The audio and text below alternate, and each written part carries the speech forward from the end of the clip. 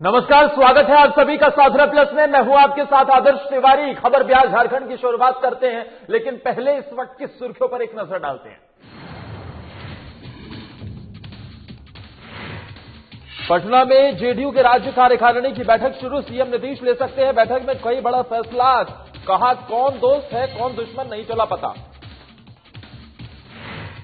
सरायकेला के circuit house में one पर्यावरण को लेकर बैठक में उपायुक्त, एसपी और अधिकारी रहे मौजूद। बढ़ते प्रदूषण पर नियंत्रण पाने के लिए किया गया विचार। लातेहार में जेएमएम अल्पसंख्यक मोर्चा के प्रखंड अध्यक्ष का चयन, सैफ अली को चुना गया अल्पसंख्यक मोर्चा का अध्यक्ष। कार्यकर्ताओं ने दी बधाई। और खगड़िया में घोड़े पर सवार होकर आए अपराधी का वीडियो वायरल। किसान को गोली मारने की दी धमकी। पुलिस ने अपराधी को पकड़ने के लिए शुरू की छापेमारी।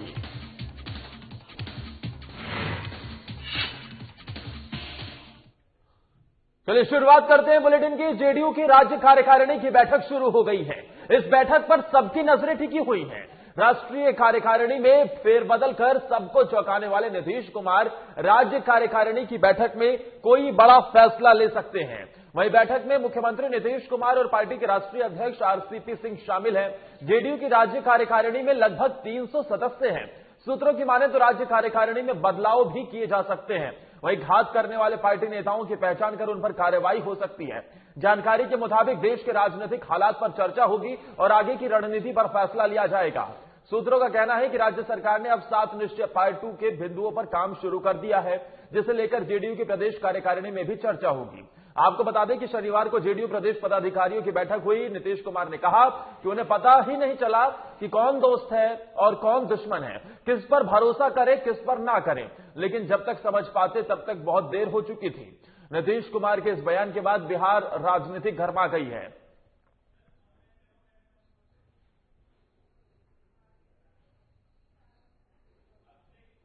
और हमारे साथ पटना से हमारे वरिष्ठ संवाददाता अभिषेक सिंह फोन लाइन पर जुड़ गए। अभिषेक, सबसे पहले तो इसी बयान को लेकर जानना चाहेंगे कि जो नीतीश कुमार ने बयान दिया है कि कौन दोस्त है कौन दुश्मन है, ये पता ही नहीं चला, जब तक पता चला तब तक हाथ से चीजें निकल चुकी थी। इसका इशारा क्या समझे, क्या मायने इसके निकाले जा रहे हैं? जी बिल्कुल आदर्श, कहीं ना कहीं नीतीश कुमार लगातार बीजेपी पे प्रेशर बनाते हुए नजर आ रहे हैं, क्योंकि 14 तारीख के बाद सीटों का बंटवारा होना है, मंत्रिमंडल का विस्तार होना है कि कौन से मंत्रिमंडल का पद किसको दिया जाए। तो नीतीश चाहते हैं कि 50-50 का रेशियो हो। 50% अगर जेडीयू के कोटे में जाता है मंत्रिमंडल का सीट, तो 50% बीजेपी के कोटे में रहे। नहीं, इसके पहले वो लगातार बीजेपी समझें कि जो पार्टी के अंदर हमने देखा कि जेडीयू को काफी नुकसान सीटों के हुआ, उसकी वजह से भी पिछले कई दिनों से हम देख रहे हैं कि पार्टी के अंदर ही घात लगाकर जो नेता बैठे थे उन पर कार्रवाई भी शुरू हो गई है। तो क्या अब उन नेताओं को समझे जिसकी वजह से सीटें उनकी कम हुई है, या फिर जो बयान कल हमने देखा था कि जेडीयू की तरफ से दिया गया था, बोगा सिंह जो उनके नेता उनकी तरफ से जो दिया गया था कि बीजेपी की वजह से हमें सीटों का नुकसान हुआ है? जी बिल्कुल, कल प्रदेश पदाधिकारियों की बैठक हुई। इसमें साफ तौर पे जितने भी जेडीयू के नेता हैं जो शामिल हुए थे, उन्होंने चुनाव की जो समीक्षा को लेके जब बात छिड़ी तो डायरेक्ट रूप से वो बीजेपी पे निशाना साधते हुए नजर आए। बीजेपी को इसके लिए दोषी ठहराया कि बीजेपी के कारण ही जेडीयू की हार हुई है। उसके बाद नीतीश कुमार का संबोधन हुआ। नीतीश कुमार ने अपने कार्यकर्ताओं को साफ तौर पे कहा कि कौन दोस्त है कौन दुश्मन है, जब तक हम समझ पाते तब तक बहुत देर हो चुकी थी।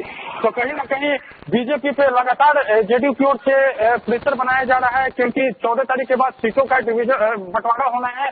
और उसके लिए पहले से ही जो जेडीयू के जो नेता हैं वो प्रेशर पॉलिटिक्स बनाए हुए हैं। कहीं न कहीं जो बीजेपी है अधिक मंत्रिमंडल के अधिक सीटों का डिमांड न करे।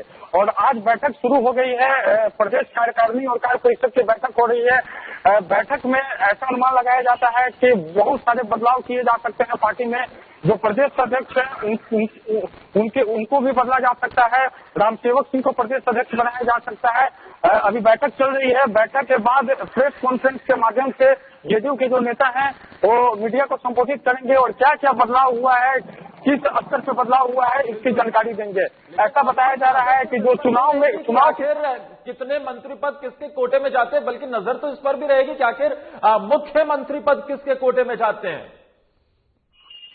ये बिल्कुल इन सभी चीजों पर चर्चा हो रही है, क्योंकि आप देखेंगे कि जब से मंत्रिमंडल सरकार की गठन हुई है तब से मंत्रिमंडल का विस्तार नहीं हुआ है। मात्र 14 मंत्री ही अभी हैं और एक मंत्रियों के कोटे में तो 5-5 मंत्रालय हैं। ऐसे में विपक्ष भी लगातार दबाव बना रहा है कि मंत्रिमंडल का विस्तार हो, और इस सबसे बड़ी चुनौती है मौजूदा सरकार के लिए कि मंत्रिमंडल का विस्तार हो, क्योंकि जेडीयू चाहती है कि जो अहम पद है, जो अहम मंत्रालय है, वो हमारे कोटे में रहे, जबकि बीजेपी लगातार आप देखेंगे कि 2 डिप्टी सीएम रख दिया गया। पहली बार बिहार के इतिहास में हुआ था कि बीजेपी की ओर से 2 डिप्टी सीएम को बैठाया गया है। बिल्कुल, तो कंटिन्यू प्रेशर बनाने की कोशिश है। पॉलिटिक्स का सिलसिला लगातार जारी है और यही बिहार में देखने को मिल रहा है। जेडीयू की राज्य कार्यकारिणी की जो बैठक होती हुई नजर आ रही है, उसमें भी अभिषेक बता रहे हैं कि कहीं ना कहीं प्रेशर पॉलिटिक्स की चीजें होती हुई दिखाई दे रही है। हालांकि आने वाले दिनों में मंत्रालय को लेकर किस तरीके की चीजें और निकलकर सामने आती है, देखना दिलचस्प होगा। लेकिन अभिषेक, आप लगातार नजर बनाए रखिएगा।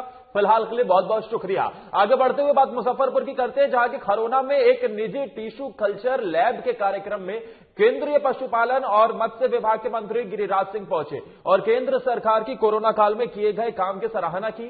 कहा कि विपक्ष को हर चीज में सिर्फ सियासत ही नजर आती है। देश के सियासी दल को कोरोना वैक्सीन में भी राजनीति नजर आ रही है, जो इस देश का दुर्भाग्य है।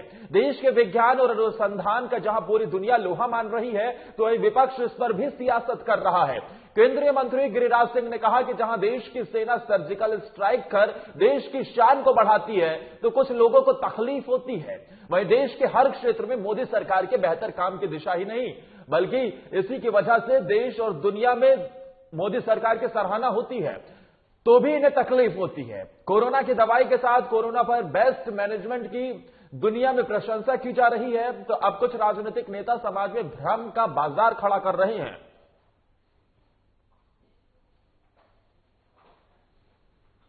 कोरोना वैक्सीन पर जब पूरे दुनिया में प्रधानमंत्री को वाहवाही मिल रही है, मैनेजमेंट पर, मृत्यु दर पर, ठीक होने के दर पर, आज हम एक्सपोर्ट कर रहे हैं पीपीई किट, हम एक्सपोर्ट कर रहे हैं वेंटिलेटर, 95 N95 मास्क, और आने वाले दिन में हम आत्मनिर्भर भारत के तहत कोरोना का वैक्सीन भी बनाने का काम किया और दुनिया को वैक्सीन एक्सपोर्ट भी करूंगा।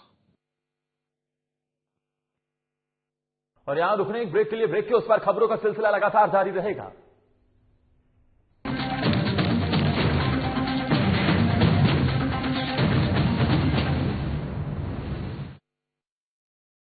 मैं हेमंत सोरेन सत्यनिष्ठा से प्रतिज्ञान करता हूं कि मैं विधि द्वारा स्थापित भारत के संविधान के प्रति सच्ची श्रद्धा और निष्ठा रखूंगा। शपथ ग्रहण के कुछ घंटे बाद ही मंत्रिपरिषद की बैठक और जिस पत्थलगड़ी ने राज्य को अशांत कर रखा था, उसका समाधान हुआ। हजारों ग्रामीणों पर दर्ज प्राथमिकी वापस लेने का आदेश जारी। महिलाओं के खिलाफ हुए अपराध की त्वरित सुनवाई के लिए 22 फास्ट ट्रैक कोर्ट के गठन को मंजूरी।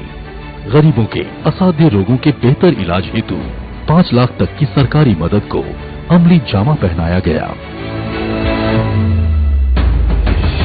जरूरतमंदों को भोजन उपलब्ध कराने के लिए 6595 मुख्यमंत्री दीदी किचन, मुख्यमंत्री विशेष किचन, 1300 दाल भात केंद्र, राज्य भर के अस्पतालों में isolation ward, Covid ward, oxygen युक्त बेड, आईसीयू, वेंटिलेटर और संक्रमण के जांच की व्यवस्था हुई।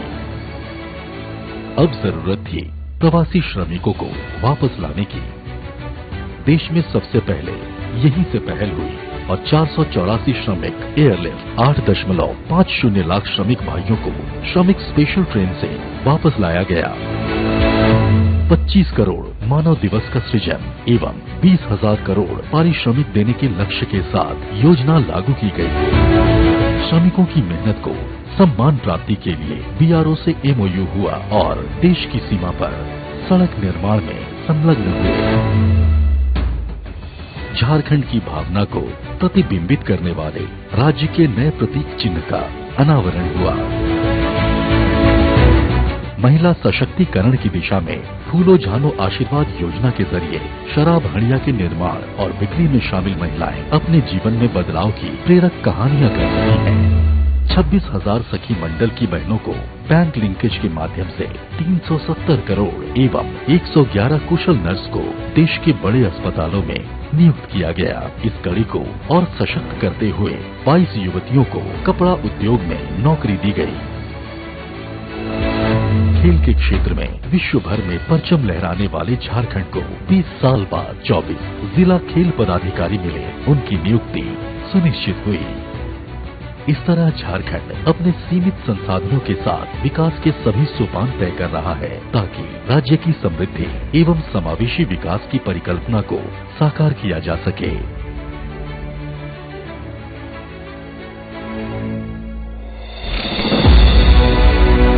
आइए साथ चलें, नए झारखंड की राह चलें।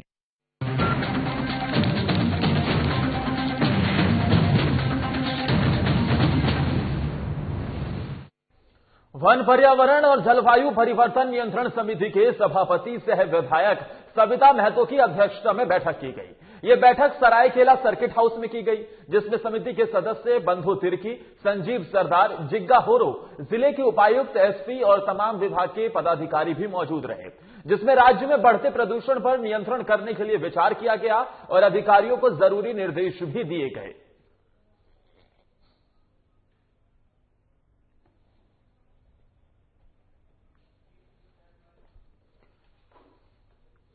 जेएमएम अल्पसंख्यक प्रकोष्ठ के अध्यक्ष वारिश अंसारी ने प्रखंड अध्यक्ष उन्हें चुना गया है। आपको बता दें कि जेएमएम अल्पसंख्यक मोर्चा महुआ डांड प्रखंड समिति के प्रखंड अध्यक्ष के रूप में मोहम्मद सैफ अली को मनोनीत किया गया, जिनका प्रमाण पत्र जेएमएम के युवा जिला उपाध्यक्ष परवेज आलम ने दिया है। मोहम्मद सैफ को अल्पसंख्यक प्रकोष्ठ के प्रखंड अध्यक्ष बनाने पर प्रखंड के कार्यकर्ताओं ने बधाई दी है।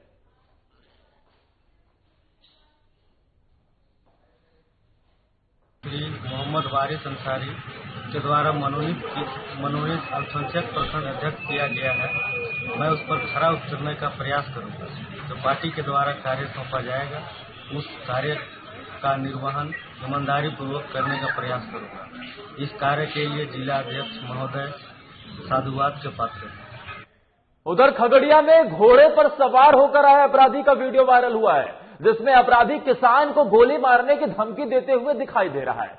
जानकारी के मुताबिक वीडियो चौथम थाना क्षेत्र के बहियार का है। वहीं वीडियो में अपराधी के एक हाथ में पिस्टल और दूसरे हाथ में चाबुक है, जो किसान को धमकाते हुए दिख रहा है।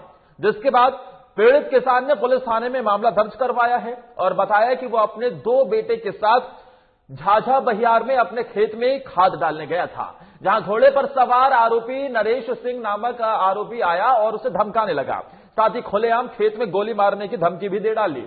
वहीं पुलिस की अब आरोपी की गिरफ्तारी के लिए लगातार छापेमारी जारी है।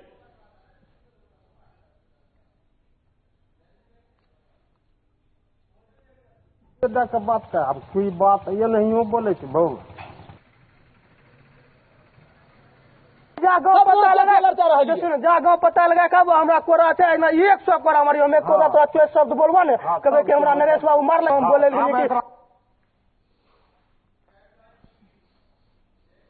एक हाथ में चाबुक तो दूसरे में पिस्टल, अपराधी बेखौफ, बिहार पुलिस नतमस्तक। नवादा पुलिस को गश्ती के समय NH-31 के पास 25 साल के युवक का शव मिला है, जिसे पुलिस ने पोस्टमार्टम के लिए सदर अस्पताल भेज दिया है और शव की पहचान अब की जा रही है।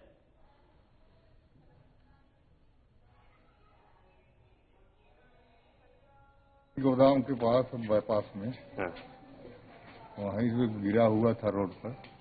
वहीं से हम लोग गाड़ी वाला बताया था, हम लोग गया और उठा के लेकर। पता चल रहा है कि कहाँ का ये है?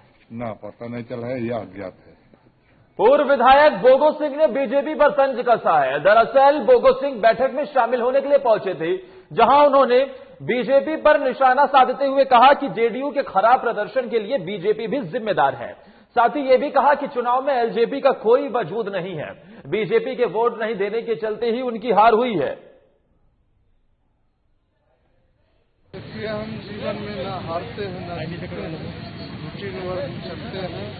सेवा हमारी पूंजी है, राजनीति मेरा शौक है, राजनीति हमारी मजबूरी। बिहार में एक नारा था, लोजपा भाजपा भाई भाई, उसका खामियाजा जदयू को भुगतना पड़ा है। इस बात से इनकार नहीं किया।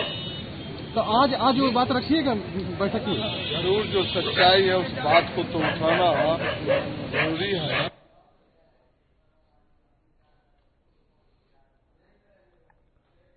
और वक्त एक और ब्रेक का हो चला है।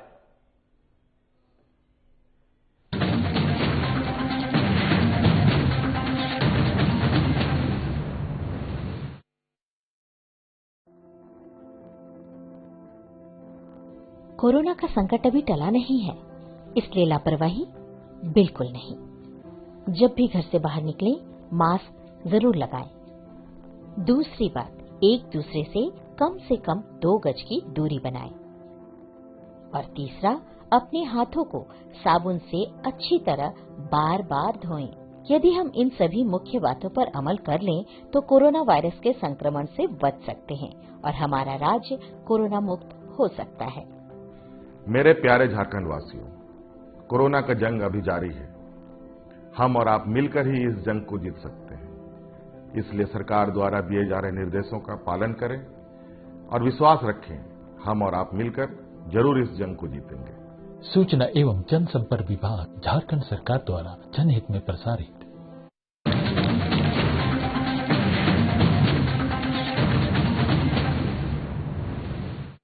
मुख्यमंत्री नीतीश कुमार जेडीयू ऑफिस पहुंचे थे, जहां मुख्यमंत्री रविवार यानी आज होने वाली राज्य कार्यकारिणी की बैठक से पहले उन्होंने कल नेताओं से चर्चा की। बता दें कि आज जो राज्य कार्यकारिणी की बैठक चल रही है और साथ ही राज्य परिषद की संयुक्त बैठक जो चल रही है, उसमें संगठन में बड़े बदलाव के फैसले होते हुए दिखाई देंगे।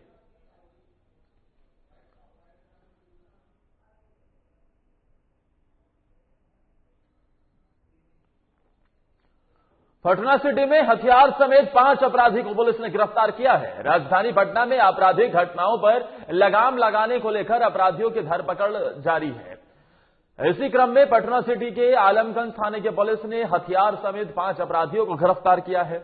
जहां आलमगंज थाना अध्यक्ष सुधीर कुमार ने बताया कि आरफाबाद कॉलोनी नहर इलाके से 2 अपराधियों को लोडेड देसी कट्टा और कारतूस के साथ गिरफ्तार किया गया है। गिरफ्तार अपराधी मनोज कुमार और छोटू कुमार पहले भी लूटपाट की घटना में जेल जा चुके हैं। वहीं लड्डू अखाड़ा गैस गोदाम के पास एक बाइक पर 3 बदमाशों ने एक युवक से मोबाइल छीनकर वो भाग रहे थे, जहां मौके पर तैनात क्विक मोबाइल के जवानों ने पीछा कर एनएमसीएच के पास से उन्हें गिरफ्तार कर लिया है। आपको ये बता दें कि गिरफ्तार बदमाशों की पहचान शुभम कुमार के रूप में, बिक्कू कुमार और मोहम्मद आमिर के रूप में की गई है। फिलहाल सभी 5 अपराधियों से पूछताछ जारी है और सभी को न्यायिक हिरासत में भी भेज दिया गया है।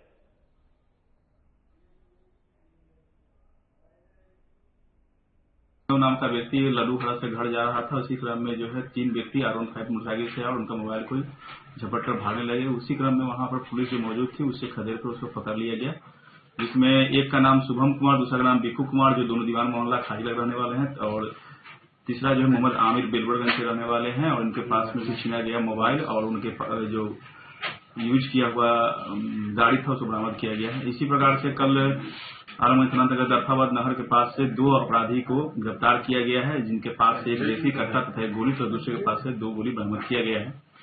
और उनका नाम मनोज कुमार उर्फ गुंगवा है, दूसरा का नाम है छोटू कुमार है। दोनों गुड़ की मंडी के रहने वाले हैं और हाल ही में जेल से छूटकर आए हैं। इनका आपराधिक इतिहास है।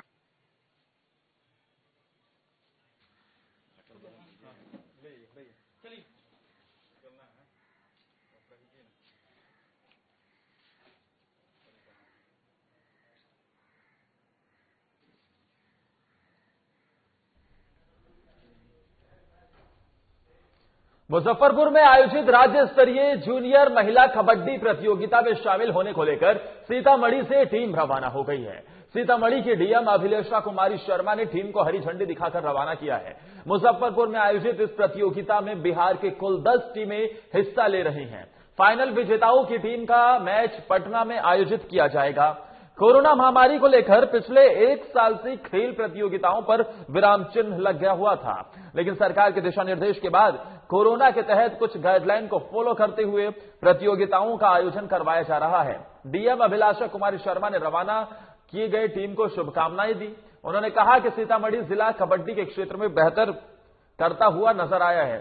यहां कई महिला खिलाड़ियों को खेल में बेहतर प्रदर्शन करने को लेकर सरकार ने पुरस्कृत भी किया है और इतना ही नहीं, उन्हें सरकारी सेवा में भी काम करने का अवसर मिला है। रवाना किए गई टीम में राष्ट्रीय स्तर पर सीतामढ़ी का नाम रोशन करने वाली खिलाड़ी प्रियंका कुमारी भी शामिल हैं। इसके अलावा टीम में चंदा कुमारी, शिल्पी कुमारी, रेखा कुमारी और साथ ही कई अन्य लोग भी शामिल हैं।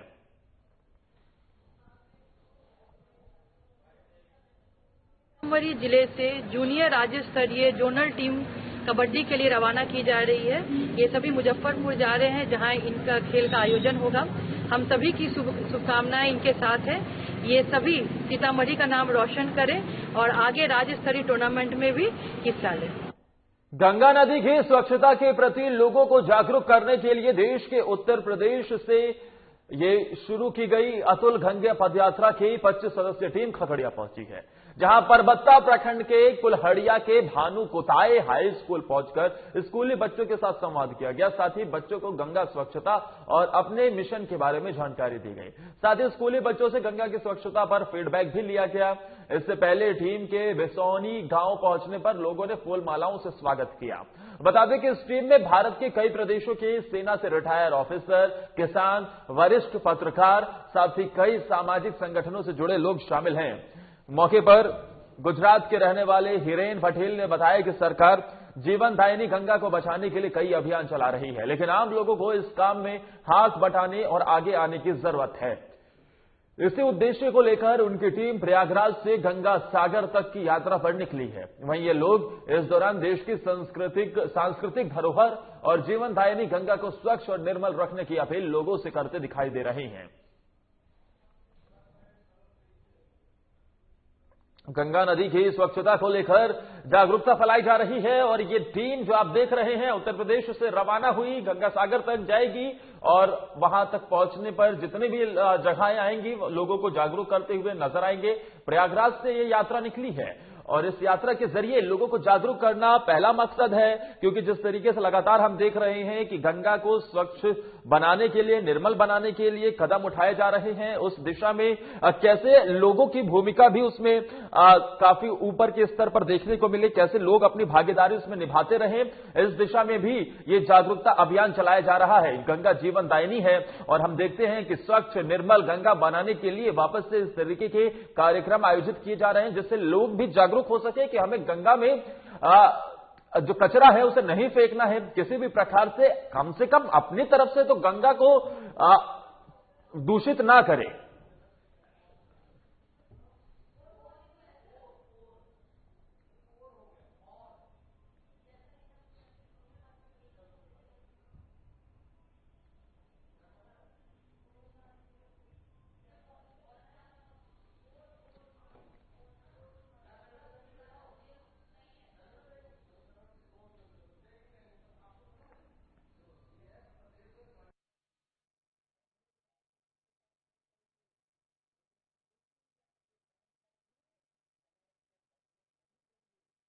लगातार जो हम देख रहे हैं कि झारखंड में एक के बाद एक दुष्कर्म की वारदात बढ़ रही है और उसी को लेकर बीजेपी भी लामबंद नजर आ रही है। बीजेपी लगातार हेमंत सरकार के खिलाफ मोर्चा खोले हुए है। इस दिशा में एक बार फिर से बीजेपी लामबंद हुई है और प्रदेश में बढ़ते दुष्कर्म के मामले को लेकर बीजेपी एकजुटता दिखाते हुए और मांझी मामले में सीबीआई जांच की मांग की गई है। मामले में सीबीआई जांच हो, ये सांसद संजय सेठ की तरफ से बयान आया है, जो हमने देखा था कि और मांझी में किस तरीके से दुष्कर्म के बाद महिला के साथ बर्बरतापूर्ण तरीके से उसकी हत्या कर दी गई। उसी दिशा में अब बीजेपी सीबीआई जांच की मांग कर रही है। सांसद संजय सेठ की तरफ से यह बयान आया है कि इस मामले पर सीबीआई जांच हो और इस दिशा में हम लगातार देख भी रहे हैं कि बीजेपी हेमंत सरकार को आड़े हाथ लेते हुए निशाना साध रही है। लेकिन इस बीच बीजेपी की सीबीआई जांच की मांग, हमारे साथ नवीन शर्मा हमारे रांची वरिष्ठ संवाददाता फोन लाइन पर है। नवीन, बीजेपी की अब इस पूरे मसले पर सीबीआई जांच की मांग। दरअसल आज सांसद संजय सेठ और राष्ट्रीय बीजेपी के वरिष्ठ नेता सीपी सिंह ने जो है मुखर होकर जो सीबीआई जांच की मांग की है। जिस तरीके से प्रदेश में लगातार दुष्कर्म के मामले बढ़ रहे हैं और आपने देखा होगा कि लगातार पिछले 4-5 दिनों से पूरे प्रदेश भर में बीजेपी कहीं न कहीं आंदोलन में जुटी हुई है। महिला जो विंग है बीजेपी का वो 3-4 दिनों से राजभवन के समक्ष जो है लगातार धरना प्रदर्शन कर रही है और ऐसे में अब सीबीआई जांच की मांग की गई है। हालांकि जब सीपी सिंह से बातचीत हुई तो उन्होंने कहा कि हम सीबीआई जांच की मांग तो कर रहे हैं, पर राज्य सरकार ने किसी भी तरह का सीबीआई जांच राज्य में कराने से मना कर दिया था। तो मुझे नहीं लगता है कि राज्य सरकार सीबीआई जांच कराएगी, लेकिन जहां पर सरकार पूरी तरह से फेल नजर आ रही है, खास करके महिला के खिलाफ जो हो रहे हैं घटनाओं को लेकर के, दुष्कर्म को लेकर के सरकार फेल है।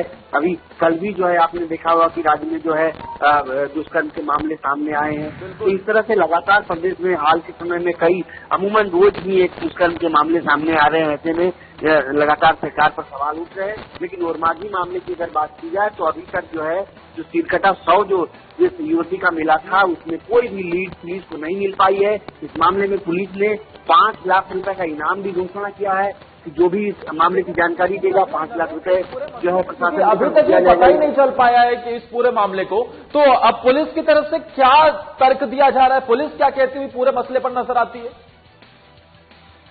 पुलिस लगातार कह रही है कि हम छानबीन में लगे हुए हैं, जांच में लगे हैं। दूसरे स्टेट जो है उसमें भी कोशिश की जा रही है, लेकिन अभी तक ऐसी युवती का कोई भी गुमशुदगी का भी रिपोर्ट आसपास के थाने में या फिर स्टेट में ये लोग पता कर रहे हैं। लेकिन जो सिर जो युवती का है, जो आधा धड़ था, लेकिन सिर अभी तक नहीं मिला है। आसपास भी है, पूरा लीड लेकर के पुलिस खोजने की कोशिश कर रही है, लेकिन अभी तक जो है उस लड़की का सर नहीं मिला है।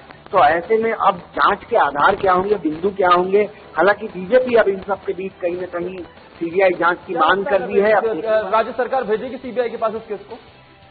देखिए, अब सबसे बड़ी बात है राज्य सरकार के ऊपर डिपेंड करता है कि राज्य सरकार इस मसले पर क्या फैसला लेगी। लेकिन कहीं न कहीं ये कह सकते हैं कि बीजेपी अब इस पूरे मामले पर सरकार को अब कहीं से भी जो है पूरी तरह से सरकार को घेरने में जुट गई है। सीबीआई नवीन तमाम जानकारी देने के लिए इस पूरे मसले पर हम लगातार देख रहे हैं कि बीजेपी राज्य सरकार के खिलाफ हल्ला बोले हुए है। हेमंत सरकार की मुश्किलें बढ़ती हुई इस पूरे मसले पर नजर आ रही है, क्योंकि और मांझी में जिस तरीके से एक महिला के साथ दुष्कर्म हुआ और बर्बरतापूर्ण तरीके से उस महिला का सर काट दिया गया और उसके बाद अभी तक सर उसका बरामद नहीं हुआ।